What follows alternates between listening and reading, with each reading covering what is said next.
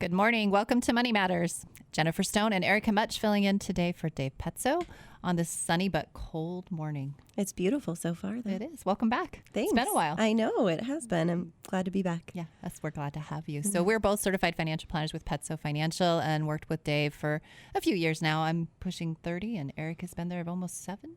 5. Five. But I'll take the 7. That's okay. I always round up. I like it. So we got a lot of things we want to cover today.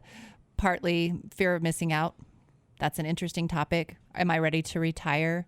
As well as what is the market doing overall? And questions and answers for financial advisors. We did that once last year, and we felt that it came across really well, and people don't really know what to ask when they're interviewing and how to even start. But we also want your phone calls, 580-KIDO, 580-5436. If you prefer email, it's jstone@petsofinancial.net. So again, another rough week in the market. Had a couple up days, but mostly we were down around a little over 1.5% on each of the indices. So that's bringing us down pretty good for the year. But does that really change anything?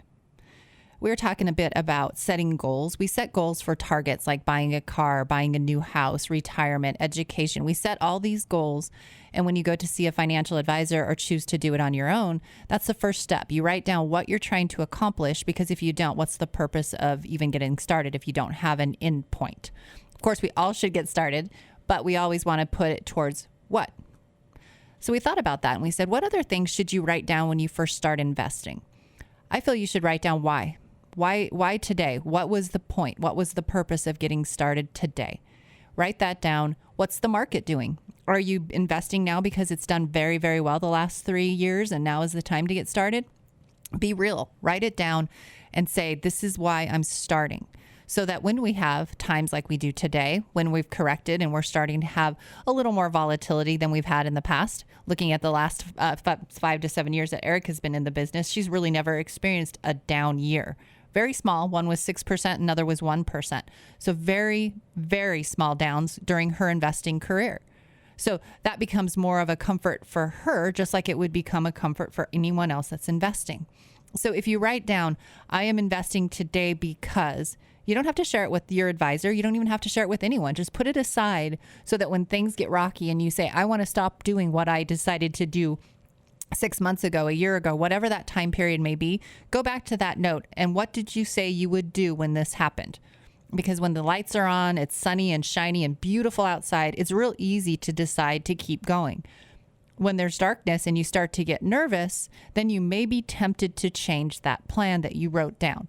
This time it may be different. This time we may lose. All those words that are the most dangerous things you can ever say to yourself when investing may become very, very, very loud at that time. Go back, pull that out. Say, what did you say you were going to do when this happened? What did you say you were going to do if the market was down 5%, 10%, even 20%? What would you do?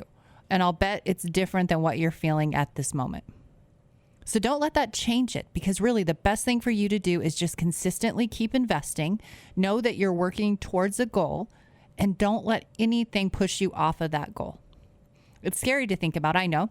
We're human. We all feel it. We don't like to watch the market continue to go down, even though it's really not down that much, considering we've been up substantially the last 3 years, even the last 5 to 7, as you've seen.